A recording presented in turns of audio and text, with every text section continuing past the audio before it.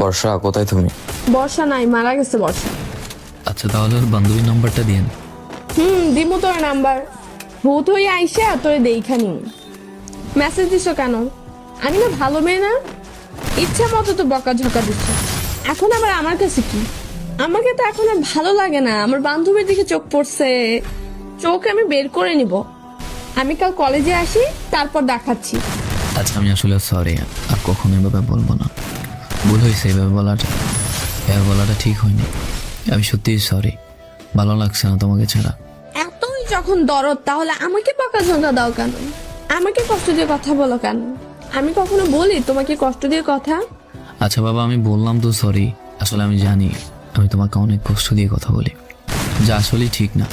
কিন্তু হ্যাঁ, আমি যতই কষ্ট দিই না কেন, তোমার হাত ছেড়ে কখনো যাব না। শুনি না এসব কথা তোমার। তুমি যাও, লাগবে না তোমার এসব মিষ্টি মিষ্টি কথা।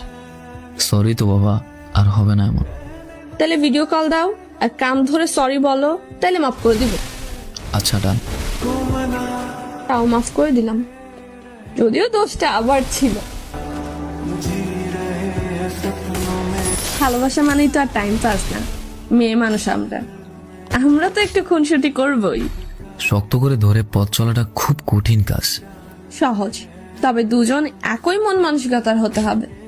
নিজের দোষ না থাকা সত্ত্বেও যে বারবার সরি বলতে জানে, সে আর যাই হোক ছেড়ে চলে যাওয়ার মানুষ হতে পারে না। যে নিজের ভুল স্বীকার করার পরে বকাঝকা শোনার মতো ধৈর্য ধরতে পারে, সে আর যাই হোক অন্য সকল মেয়ের মতো হতে পারে না। ভালোবাসা সুন্দর মনের মানুষের সাথে।